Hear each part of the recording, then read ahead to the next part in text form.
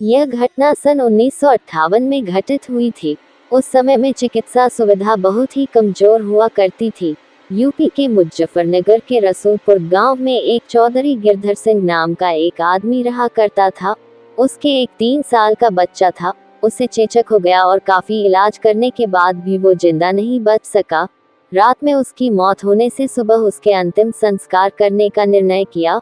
उसी रात को मुजफ्फरनगर के एक दूसरे गांव में शोभाराम नाम के एक आदमी की बैलगाड़ी के पहिए के नीचे आ जाने से मौत हो गई। उसको अस्पताल ले जाते वक्त रास्ते में ही उसकी मौत हो गई।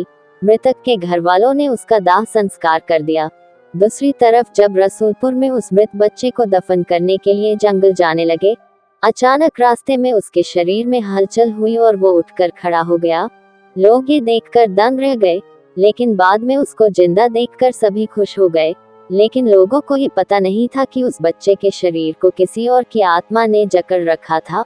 उस 3 साल के बच्चे में 23 साल के शोभाराम की आत्मा घुस चुकी थी। वो अलग जगह पर आकर बहुत परेशान हो रहा था और खाना खाने से मना कर रहा था, लेकिन बड़ी मुश्किल से समझाकर उसको खाने के लिए राजी किया। एक दिन वो बच्चा अपनी माँ के साथ उसके ननिहाल जा रहा था कि अचानक रास्ते में वो जगह आई जहाँ शोभाराम की मौत हुई थी।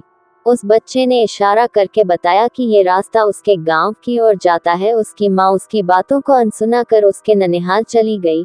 उसके ननिहाल में आत्माराम के गांव का एक आदमी जगन्नाथ किसी काम से आया। आत्माराम की आत्मा ने उसको पहचान कर उसे आवाज लगाई। जगन्नाथ को बच्चे के मुंह से अपना नाम सुनकर अचंभा हुआ। जगन्नाथ के पूछने पर उस बच्चे ने उसका पूरा इतिहास बता दिया और बोला कि मेरी मौत से पहले ही तुम लोगों ने मुझे जला दिया और इस बच्चे के खाली शरीर को देखकर इसमें रहने लग गया। जब जगन्नाथ ने ये बात अपने गांव में बताई तो उसके पूरे परिवार के आत्माराम से मिलने चल दिए। उस बच्चे ने सबको पहचान लिया और वो उनके साथ उसके गाँव चल दिया और उसने वापस रसूलपुर आने से मना कर दिया, लेकिन लोगों के समझाने पर मान गया। इस तरह वो 2 परिवारों को साथ लेकर चलता रहा।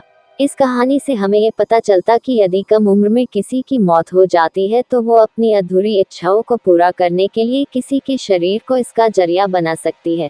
दोस्तों, मैं आपको बताना चाहता हूँ कि ये तो केवल कहानी है, लेकिन हकीकत में ऐसे कुछ मामले होते हैं जिनको कोई पहचान नहीं पाता है। इस कहानी में आपको थोड़ी सी भी सच्चाई लगे तो कमेंट के जरिए अपना विचार लिखना ना भूलें और चैनल को सब्सक्राइब करना ना भूलें।